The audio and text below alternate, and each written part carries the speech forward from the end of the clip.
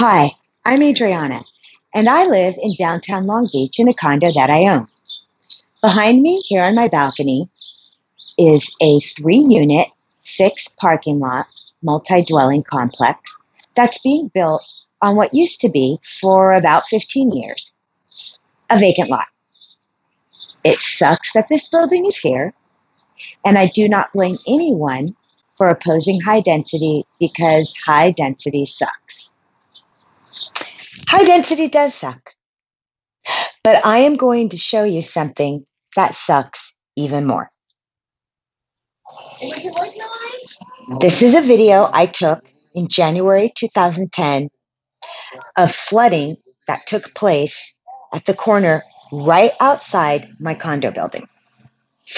It flooded so bad that the water came up to almost the whole wheel well of this vehicle, and a tree that had been sitting there for the whole 8 years I'd been living in, no, whole 9 years I'd been living in the condo at that point, fell over. So they had to come in, and the city had to come and remove it. In addition to that, let me show you the flooding that took place on that same corner in December 2010. And here we go. So the second, the G2, the second level down garage flooded, and the lobby, the place where you enter, the atrium area, totally flooded as well. And then let me skip ahead and show you. Okay, and then this is the cat bridge at the corner. Wait a minute. The flooding came up to the 6th step. I'll show you that again. The flooding came up to the 6th step, and this is the 6th Street exit of the 710 freeway south. So I'll show you how badly that flooded. Let me skip ahead so I can show you that. Okay, you see that? Now there's a pump, a Caltrans put in this dip so that it wouldn't flood, and the pump did not malfunction. It worked like it was supposed to work. It was supposed to work for 100-year flood. But because of climate change and the severity of storms that are a result of a more quickly warming planet, 100-year flood is now what we used to consider a 100-year flood. The rainfall that comes with the storms now exceeds that and happens more frequently. So the pump did not break. It did not malfunction. It just couldn't handle the amount of water, because the amount of water that came down in a short period of time was more than a 100-year flood. So let me show you something else that sucks.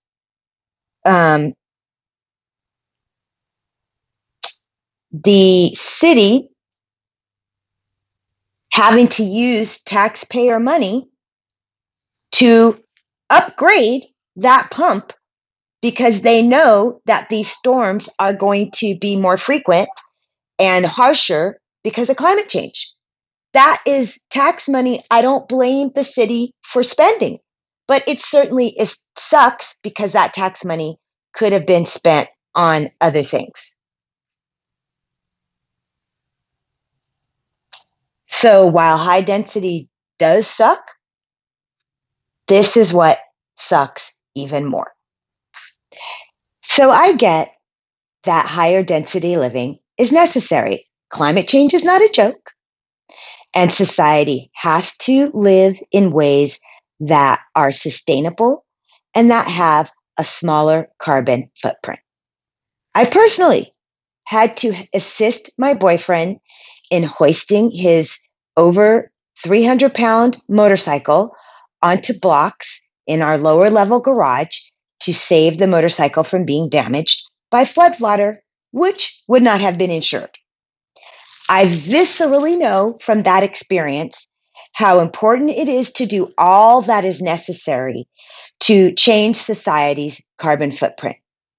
That said, the people that are screaming, oh, NIMBYism and elitism and racism and hypocrisy killed SB50 are getting on my damn nerves because they are not admitting that high density living sucks.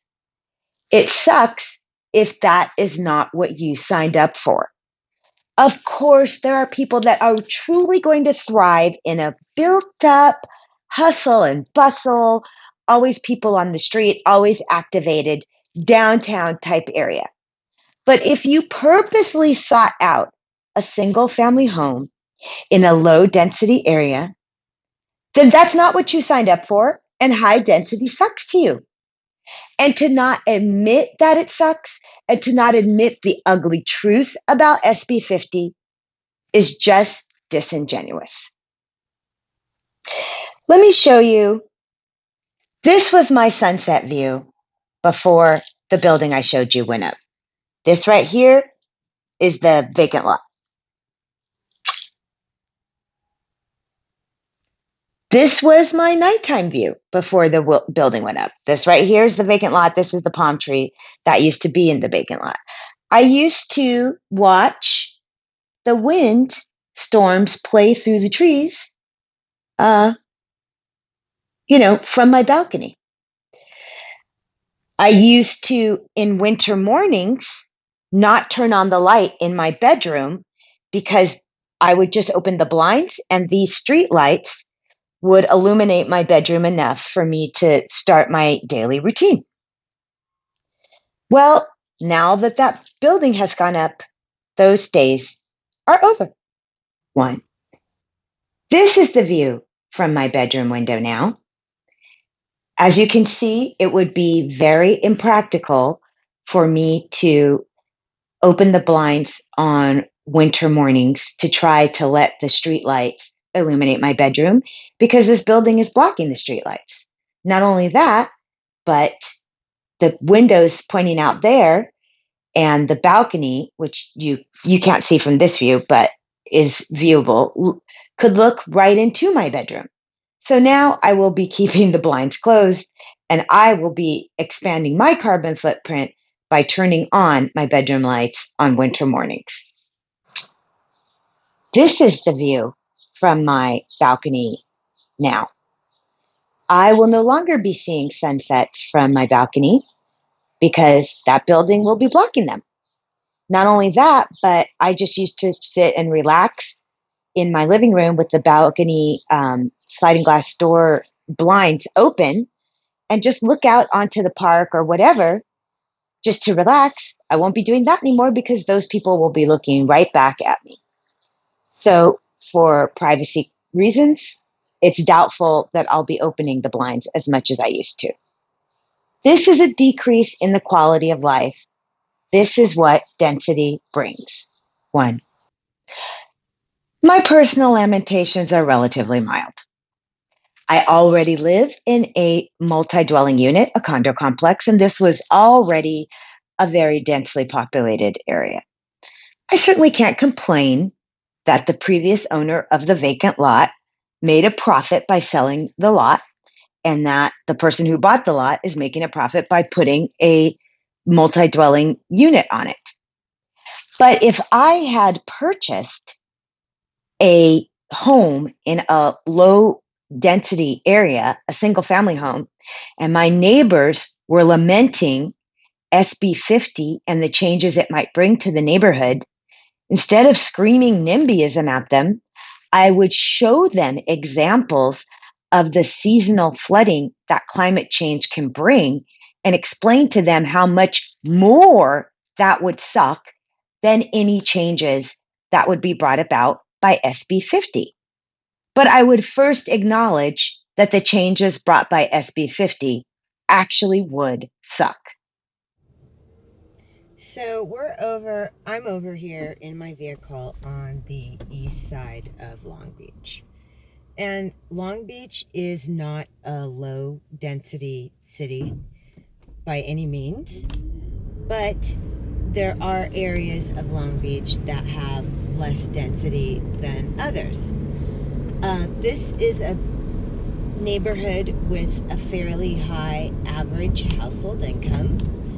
And while you are not going to get a big backyard and a big front yard in this neighborhood the way that you would in other neighborhoods that are considered low density, and the size of the house is not going to be as sprawling as what you would get for the same amount of money in just about anywhere, Arizona, Texas, or whatever. This is still low density for Long Beach because these are single family homes. And what I want you to notice is the narrowness of the streets. So let's say that you took this, this is 2 or 3 lots, it might be 2 right here that's empty, and you put an apartment building on it. You're not increasing the width of this street any, but you are increasing the number of people who would likely have cars on it. Now, I understand that SB50 was meant to increase density in places where there was already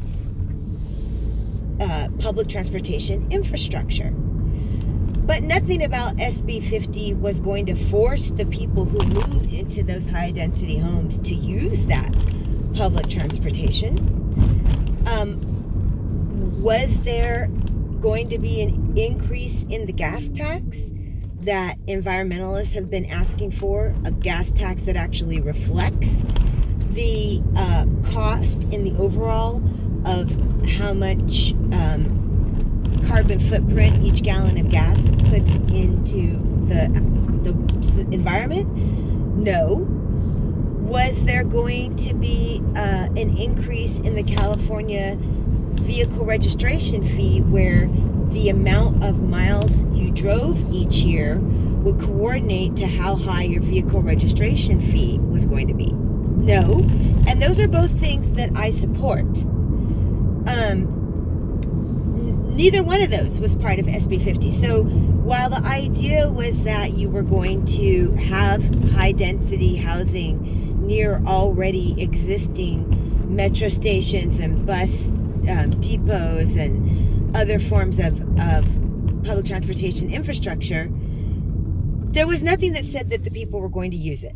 But let's say that it was a perfect world, and in the commute hours in the morning, there was no additional traffic on these streets because everybody who lived in the high density units that were purchased was taking public transportation. And let's say that in the commute hours in the evening, it was the same way.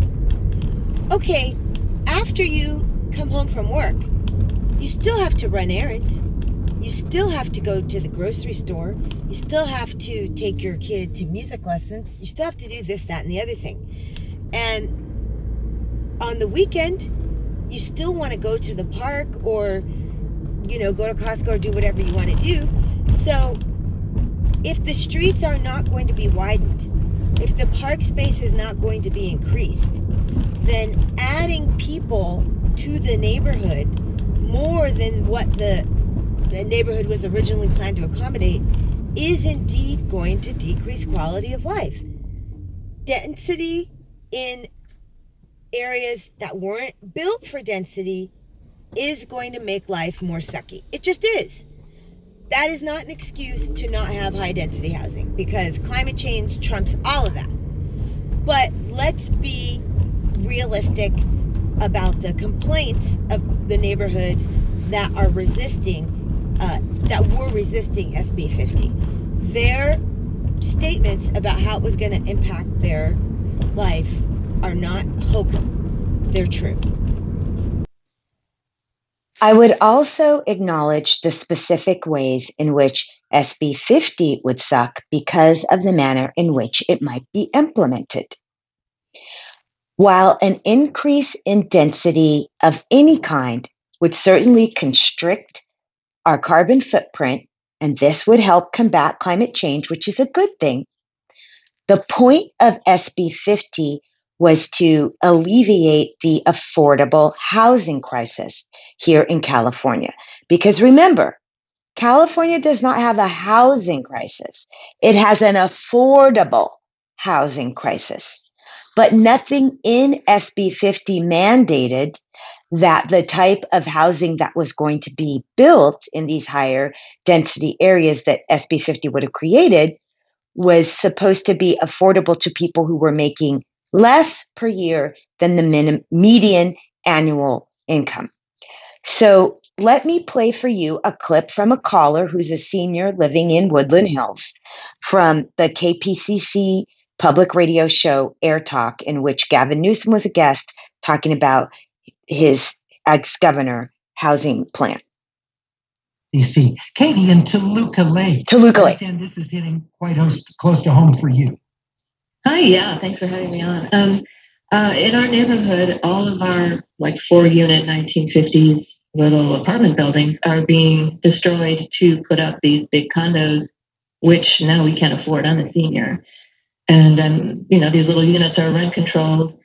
So we're all getting displaced and there's nowhere for us to go, not only because the rents have increased so dramatically, but, they're not putting us back in these condos that they built at affordable prices. And you're in an area that already... Okay, so who's to say that if a single family home was allowed to be torn down and then made into a 2-rise 8-unit building, or even a 2-rise 4-unit building, that those units would be affordable to a Toluca Lake Katie? Who's to say? And then, and this is one of the ugly truths, let's say that those were affordable to lower income and working class people. Unfortunately, in California, we also have an education crisis. Right now, the single most durable determinant of how well a K through 12 student will do in school is the annual household income of the house that he lives in. So one of the reasons that people move to low density areas that are more expensive is for better schools. So it's a vicious cycle. It goes like this. People who have more money move to a neighborhood that's more expensive because the schools are better. The schools are better because the people that live there have more money. As a person that owned a home like that, I'm not, but if I was, I don't even have kids. If I read the facts and I knew that the single biggest determinant of how well a K through 12 student does in California is the annual household income, why would I invite lower annual household income people into my neighborhood? Because I would be thinking that whatever their children are bringing to the school system would be dragging the test scores down and dragging the quality of the education down. And that would not be wrong. It's an ugly truth, but that does not keep it from being the truth. Here's the other truth about our educational crisis. What we call public schools in rich areas are not public schools. They are public-private enterprises in this way. The PTA and the other parent organizations form 501c3s or other entities like that to funnel money into the school. And therefore the school is able to have the art program. And therefore the school is able to have, the teacher aide that's in the classroom assisting the teacher and all these other things that make the quality of the education better.